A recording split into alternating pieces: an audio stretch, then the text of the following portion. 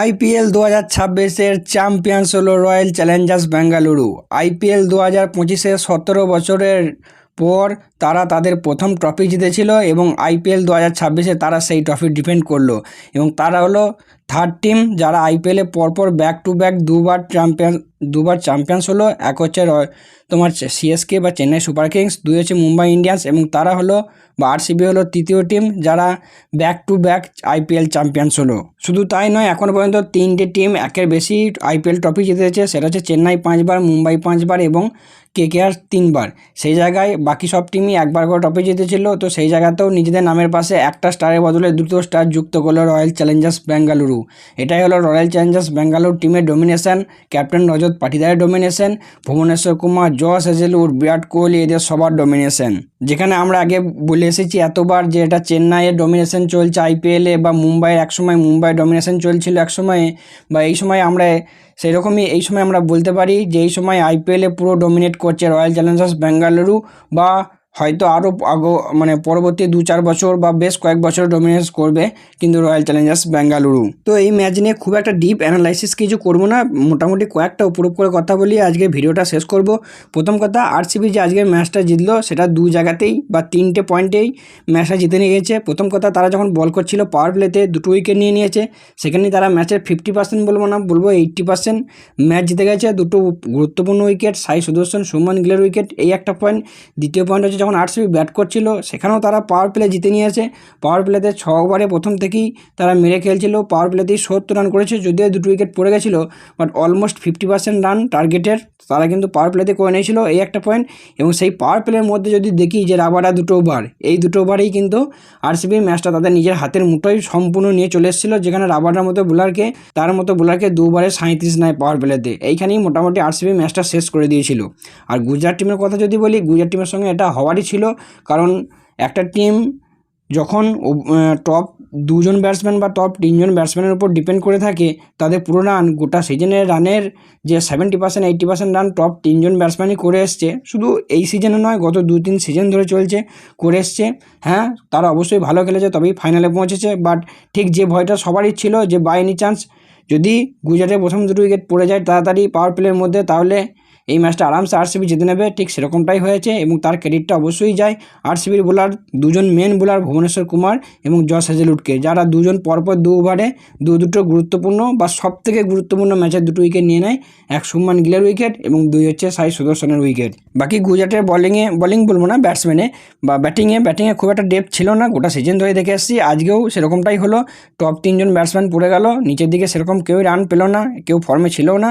যা ওয়াশিংটন সুন্দর একটা মোস্ট ইম্পর্ট্যান্ট 50 করেছিল, সেই জন্য হয়তো এই রানটা এত দূর গেল। যদিও তার একটা ক্যাচ আউট হয়ে গেছিলো, সেটা নিয়ে কন্ট্রোভার্সি হয়েছে।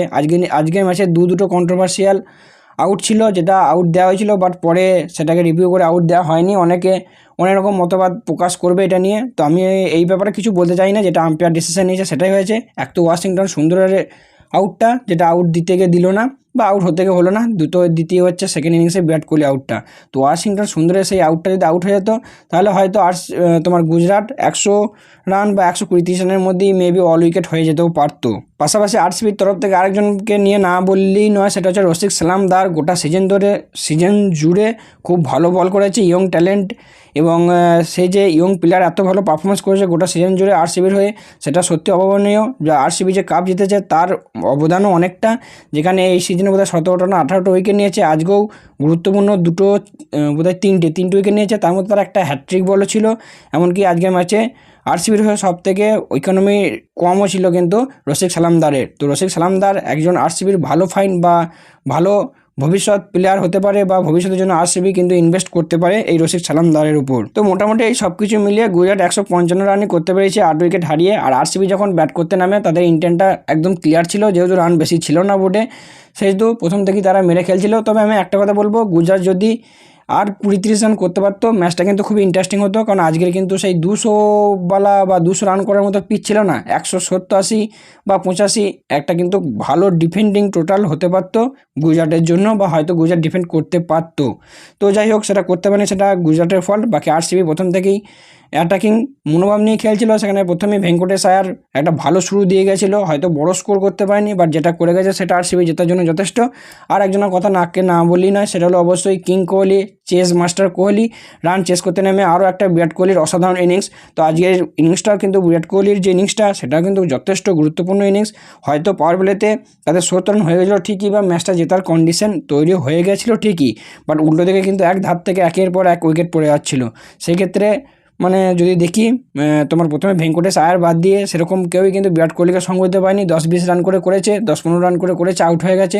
সেক্ষেত্রে বিরাট কোহলি যে ইনিংসটা যে খেলেছে, প্লাস তোমার সে যে তোমার আস্তে ইনিংস খেলেছে বা স্লো ইনিংস খেলেছে সেটাও নয়। তার যখন 50 কমপ্লিট করে তখন সে প্রায় 200 স্ট্রাইক রেটের সঙ্গে 50 কমপ্লিট করে। তারপরে শেষের দিকে যখন উইকেট পড়ে গেছিলো, একটু স্লো হয়ে গেছিলো, বাট শেষে 6 মেরে সে আজকের ম্যাচটা ফিনিশ করলো এবং আরসিবি হয়ে গেল ডিফেন্ডিং চ্যাম্পিয়ন। এবং পরপর 2 বছরে তাদের জার্সিতে দুটো তারা লেগে গেল। তো সবশেষে একটা কথাই বলবো, আরসিবির জন্য বা আইপিএলে ক্যাপ্টেন রজত পাটিদার এরা হ্যাজ বিগান।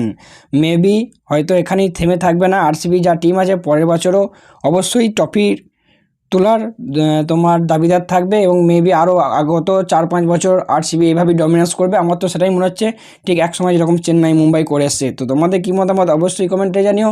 তোমরা যে কোন টিমকে সাপোর্ট করছিলে সেটাও কমেন্টে জানিও। আর আজকের ম্যাচের সেরা মুহূর্ত তোমার কোনটা লেগেছে অবশ্যই সেটাও কমেন্টে জানিও। সো চলো দেখা হচ্ছে পরবর্তী কোনো ডিটেলস ভিডিও নিয়ে।